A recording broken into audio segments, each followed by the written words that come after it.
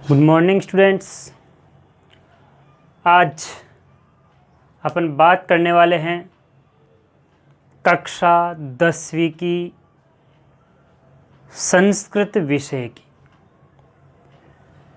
बच्चों, आज से हम कक्षा 10वीं की जो संस्कृत की पाठ्य पुस्तक है, संस्कृत की पाठ्य पुस्तक जिसका नाम है स्पंदना। क्या नाम है बच्चों? स्पंदना। इस स्पंदना जो पाठ्य पुस्तक है उसका आज से अपन नित्य रोजाना इसी समय पर लाइव क्लास के माध्यम से अध्ययन करेंगे, जिसकी आज अपनी पहली क्लास है। और पहली क्लास है मतलब पहला पाठ है। तो आज अपन जो बात करेंगे वो बात करेंगे, वैसे आपको पता होना चाहिए जो अभी मैंने शब्द लिखा था स्पंदना, वैसे इसका अर्थ होता है, स्पंदन का मतलब होता है फड़फड़ाना। अब स्पंदना का क्या अर्थ है? यानी कि आपके अंदर जो ज्ञान की ज्योति जगाकर आपको जागरूक कर दे, वो स्पंदना है। जो आपके अंदर जागृति ला दे, वो स्पंदना है। क्योंकि स्पंदन का मतलब होता है फड़फड़ाना, यानी कि किसी चीज को करने के लिए उसके लिए कोशिश करना। तो बस यही यहाँ पर भी है कि अपन भी किसी चीज के लिए जागरूक होंगे, अपने अंदर जागृति आएगी, अपने अंदर एक स्पंदना आएगी। तो बस आज अपन संस्कृत का पहला पाठ जिसका नाम है जय सुर भारती। बच्चों, सबसे पहले बात करेंगे अपन जय सुर भारती, यानी कि जय, जय का मतलब होता है जय हो। क्या बच्चों? जय हो। सुर भारती, सुर, सुर का मतलब देवता भी होता है। सुर का मतलब वो सुर भी होते हैं जो अपन गानों में गाते हैं राग के अंदर। भारती, सुर भारती, भारती मतलब देवी। किसकी देवी? सुरों की देवी, स्वरों की देवी, वाणी की देवी। और कौन है बच्चों? वो माँ सरस्वती। तो जय हो सरस्वती।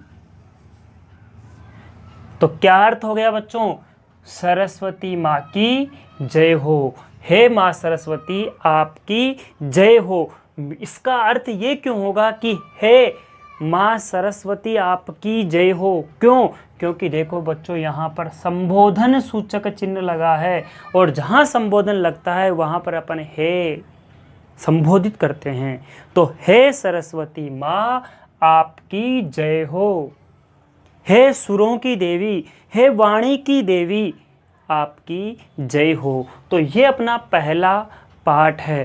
तो अब थोड़ा सा अपन इस पाठ को लिखने वाले, इस पाठ की रचना करने वाले कवि के बारे में थोड़ा सा चर्चा कर लेते हैं, क्योंकि परीक्षा के अंदर उसमें से प्रश्न आते हैं और अपन को उनके बारे में जानना भी जरूरी है, क्योंकि वो छोटी मोटी हस्ती नहीं है, बहुत बड़े कवि है, लेखक है, गीतकार है, और तो और बच्चों वो अभिनेता भी है। क्या है? एक्टर। कौन है? नाम सुनते हैं। तो अब अपन इनके जो रचयिता है, कौन है बच्चों? रचयिता वो है, ध्यान रखना, डॉक्टर हरिराम आचार्य। कौन है? कौन है बच्चों रचयिता? हरिराम आचार्य। है क्या ये क्या है? तो अपन इसकी बात करेंगे तो ये क्या है? एक है सरस्वती वंदना गीति।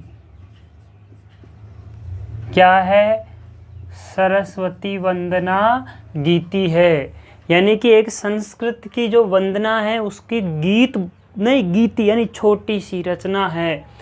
अब करेंगे कि ये जो रचना है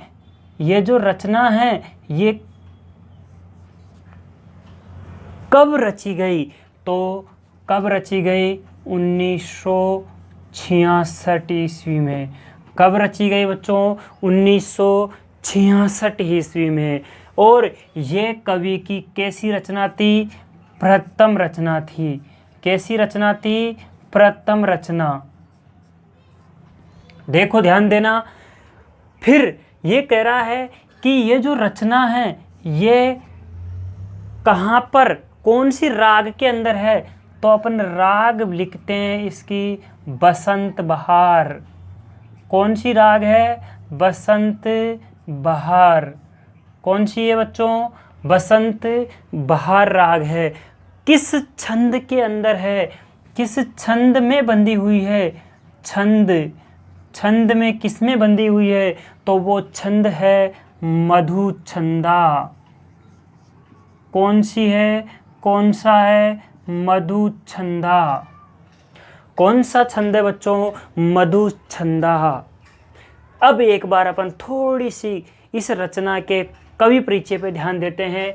रचयिता कौन है? फटाफट एक बार मेरे साथ साथ बोलेंगे। कौन है रचयिता? बोलो फटाफट। हरिराम आचार्य। बोलो हरिराम आचार्य। कौन सी रचना है ये? तो ये है गीति, सरस्वती वंदना गीति है। फिर कह रहे हैं कि कब रची गई? 1966 में लिखी गई। कब लिखी गई? 1966 में। कौन सी रचना है? इनकी पहली रचना है। एक रचना नहीं है, इनकी खूब सारी रचनाएं हैं। तो कौन सी रचना थी ये? इनकी पहली रचना थी बच्चों। कौन सी राग में गाई हुई है? कौन सी राग में गाई हुई है?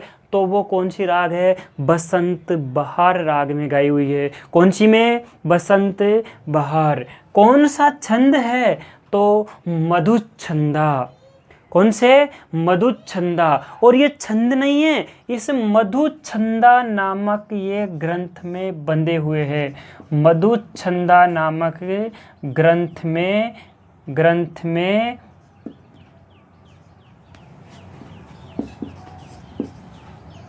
निबद्ध है। कौन से में? मधु छंदा नामक ग्रंथ में। यानी कि इसको अपन क्या कह सकते हैं? ग्रंथ। ठीक है बच्चों, तो ये था अपना कवि परिचय। अब शुरुआत करते हैं अपन इसके पहले पद्य की। किसकी? पहले पद्य की। इसको अपन, क्योंकि वंदना है, वंदना यानी कि जब अपन सुबह सुबह विद्यालय जाते हैं और विद्यालय जाने के बाद अपन क्या करते हैं कि अपनी पढ़ाई अच्छे से चले, अपनी जो रचना है, अपनी जो अध्ययन है वो बिल्कुल निर्बाध गति से चले, किसी प्रकार का व्यवधान नहीं आए। इसलिए अपन क्या करते हैं? प्रार्थना करते हैं। सुबह सुबह करते हैं ना प्रार्थना, और प्रतिज्ञा भी करते हैं। किसकी प्रतिज्ञा करते हैं? कि हम इस देश के लिए, इस समाज के लिए और अपने माता पिता गुरुजन सब के लिए कुछ करने की हम दृढ़ प्रतिज्ञा करते हैं। तो बस आप भी आज से यही प्रतिज्ञा कर लें कि हम रोज़ाना इस क्लास को देखेंगे और हम पढ़कर आगे बढ़ेंगे। ठीक है, तो चलते हैं। जय जय हे सुर भारती तव चरणौ प्रणमामः। नाद ब्रह्ममयी जय वागीश्वरी शरणम ते गच्छामः। देखो क्या कह रहा है? जय जय हे भगवती सुर भारती। जय जय जय हो जय हो। हे भगवती सुर भारती, हे देवी, कौन सी देवी? सुर भारती। हे स्वरों की देवी, हे वाणी की देवी माँ भगवती सरस्वती, आपकी क्या हो? जय हो जय हो जय हो। हे भगवती सुर भारती, हे स्वरों की देवी माँ सरस्वती, आपकी जय हो। आगे, तब तुम्हारे, मतलब आपके, किनके? सरस्वती सुर भारती के चरणों, चरणों में, चरणों दो चरण, प्रणमामः, प्रणाम करते हैं। तो बताओ अब इसका क्या अर्थ हुआ कि हे भगवती सुर भारती, आपकी जय हो, आपकी जय हो। तब चरणों, तुम्हारे चरणों में, मतलब आपके चरणों में प्रणाम करते हैं। कौन? हम। तो अभी अन्वय करेंगे अपने इसका, एक बार देख लेते हैं। नाद ब्रह्ममयी, हे ब्रह्म ज्ञान रूपी। आपको पता है ब्रह्मा सब वेदों का, पुराणों का, सबका ज्ञाता है, यानी कि ब्रह्मा पूरे ब्रह्मांड का ज्ञाता है। तो उस ब्रह्मांड के ज्ञान को रखने वाली, उस ज्ञान की देवी, विद्या की देवी कौन है? माँ सरस्वती। तभी तो हे नाद ब्रह्ममयी, हे ब्रह्मा के ज्ञान की सार स्वरूपा, जय वागीश्वरी। हे नाद ब्रह्ममयी, हे ब्रह्म ज्ञान की देवी, हे वाणी की देवी, जय, आपकी जय हो। शरणम ते गच्छामि, शरणम, शरण में, आपके चरणों में, आपकी सेवा में, ते तुम्हारे, गच्छामि जाते हैं। कौन? हम जाते हैं, हम सब जाते हैं। अब इसका अन्वय देखते हैं बच्चों। अपन एक एक शब्द का अपन ने अभी अनुवाद देखा। अब देखो क्या कह रहा है। हे भगवती सुर भारती, हे भगवती सुर भारती, हे माँ सरस्वती, जय जय, आपकी जय हो, जय हो। वयम, हम सब, तब तुम्हारे, आपके चरणों, चरणों में प्रणमामः, प्रणाम करते हैं। नाद ब्रह्ममयी, हे ब्रह्म ज्ञान की सार स्वरूपा, हे ब्रह्म ज्ञान को धारण करने वाली, हे वागीश्वरी, हे वाणी की देवी, वयम, हम सब, ते तुम्हारे, आपके, शरणम, शरण में, गच्छामि जाते हैं, हम सब आपकी शरण में जाते हैं, यानी कि हम सब आपकी शरण में आ रहे हैं। क्यों? कि हमें ज्ञान दे और ज्ञान रूपी भंडार से हमें समृद्ध कर दे और हम आगे बढ़े। तो इसका अर्थ मैं एक बार और बता रहा हूँ बच्चों, आपको ध्यान से देना। इसी का अर्थ है, इसी का अन्वय किया यहाँ पर। और अन्वय अपन, जब अर्थ अपन को आ जाता है, अन्वय अपन कर सकते हैं आराम से। कैसे कर सकते हैं? उस अर्थ के अनुसार रखते जाओ। क्या देखो, इसको पढ़ते ही अपन क्या करेंगे। हे सुर भारती, हे माँ सरस्वती, आपकी जय हो, आपकी जय हो, यही बोला।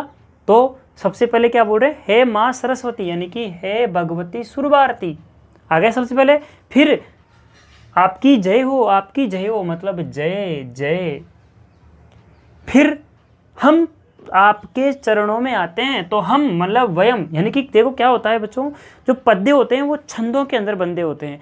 छंदों में फिक्स वर्ण होते हैं, यानी कि एक निश्चित वर्ण होते हैं, निश्चित मात्रा होती है। इसलिए कवि क्या करता है, उसको सही राग में बांधने के लिए, उसको क्या करता है, राग में बांधने के लिए कुछ वर्णों को नहीं लेता, कुछ शब्दों को नहीं लेता, कुछ मात्राओं को आगे बढ़े छोटी बड़ी कर देता है, किसी मात्रा को हटा ही देता है, किसी शब्द को ही हटा देता है। लेकिन उसका जब अर्थ करते हैं तो हम उसका अर्थ संभवतः, यानी कि उसको अपने आप ही उसका भाव आ जाता है अपने अंदर कि यहाँ ये होना चाहिए। जैसे अब इसका अर्थ है, तब चरणों प्रणमाम, तुम्हारे चरणों में प्रणाम करते हैं। कौन करते हैं भाई? हम करते हैं। हम करते हैं, इसलिए अपन ने यहाँ क्या लिखा, वयम। और ऐसे भी अपन को इससे पता लग गया प्रणमाम है उत्तम पुरुष का बहुवचन। तो ये भी क्या है, उत्तम पुरुष का बहुवचन, यानी कि क्रिया थी, अपन को क्रिया पता थी, कर्ता अपन अपने आप ही ले आए, क्योंकि उत्तम पुरुष बहुवचन का है तो उत्तम पुरुष बहुवचन का। तब चरणों प्रणमाम है, तुम्हारे चरणों में प्रणाम करते हैं। नाद ब्रह्ममयी, हे ब्रह्म ज्ञान की क्या नाम है जो ज्ञाता, हे ब्रह्म ज्ञान के सार को धारण करने वाली, हे ब्रह्म ज्ञान को धारण करने वाली वागीश्वरी, हे वाणी की देवी, वाक ईश्वरी, वाक ईश्वरी यानी कि वाक मतलब वाणी, ईश्वरी मतलब देवी, वाणी की देवी, माँ सरस्वती, वयम हम ते शरणम गच्छामः, हम आपकी शरण में आ रहे हैं। ये इसका क्या था बच्चों, अर्थ था, जो आपके समझ में आ गया होगा। अब अपन पढ़ते हैं दूसरा श्लोक। अगले श्लोक को देखते हैं हम, श्लोक नंबर 2, यानी कि दूसरा जो अपना पद्य है वो। त्वमसि शरण्या त्रिभुवन धन्या सूर मुनि वंदित चरणा, नवरस मधुरा कविता मुखरा स्मृति रुचि रुचिराभरणा। ये दूसरा पद्य है। क्या कह रहा है ये, इस पद्य के अंदर कवि क्या माँ सरस्वती से प्रार्थना कर रहा है अपन सबके लिए, और अब अपन पढ़ रहे हैं तो अपन भी माँ सरस्वती से प्रार्थना कर रहे हैं। क्या है, त्वम असि, देखो यहाँ पर 2 शब्द है, इसको देखेंगे अपन, इस वाले को, इसमें 2 शब्द है। क्या है, त्वम असि, त्वम का मतलब है तुम, असि का मतलब हो, तुम हो, तुम मतलब माँ सरस्वती, आप क्या हो, शरण्या, शरण देने वाली। क्या है, शरण देने वाली मतलब सहारा देने वाली। कैसी है, सहारा देने वाली है। तो क्या कह रहा है कवि कि हे माँ सरस्वती, आप क्या हो, तुम क्या हो, यानी कि यहाँ पर तुम लिख रहा है, तुम यानी तुम मतलब आप माँ सरस्वती, अपन हमेशा जो भी अपने पूजनीय हैं उनको अपन आदर सूचक शब्द से लिखा यहाँ त्वम है, क्योंकि मैंने आपको कहा था कि कवि जो है वो छंद में बांधता है और छंद में वो किसी शब्द का प्रयोग कर सकता है अपने काव्य रचना को उत्कृष्ट बनाने के लिए। तो यहाँ पर वह कह रहा है कि तुम हो शरण्या, शरण देने वाली, हमें सहारा देने वाली हो। त्रिभुवन, त्रि 3, भुवन लोक, 3 लोकों में धन्या श्रेष्ठ। कह रहा है कि आप ही तो, आप मतलब कौन बच्चों, बताओ देखिए फटाफट, कौन, माँ सरस्वती। त्रिभुवन धन्या, तीनों लोकों के अंदर आप ही श्रेष्ठ हो, क्योंकि वाणी की देवी यही है। अगर ये ही वाणी को ना मुखरित करे तो सब गूंगे रहे, इसलिए तो कह रहा है त्रिभुवनेषु, त्रिभुवन धन्या, यानी त्रिषु भुवनेषु धन्या या सा, जो तीनों लोकों के अंदर धन्य हैं, जो तीनों लोकों में श्रेष्ठ है, हो माँ सरस्वती। सुर मुनि, सुर, सुर का मतलब क्या होता है बच्चों, देवता, देवगण, मुनि ऋषि मुनि,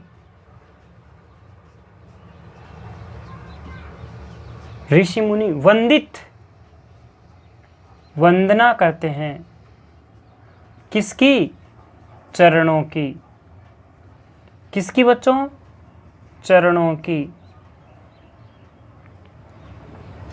क्या कह रहा है, सुर मुनि वंदित चरणा, तुम्हारे चरणों की देवगण मुनि ऋषि मुनिगण वंदित चरणा, यानी कि देवई मुनि वंदितौ चरणौ यस्यासा, यानी कि जिसके चरणों की देवगण ऋषि मुनि क्या करते हैं, वंदना करते हैं। बच्चों अपन नहीं, ऋषि मुनि देवगण तक माँ सरस्वती के चरणों की वंदना करते हैं, जिनसे उनको भी क्या हो, वाणी और ज्ञान के भंडार।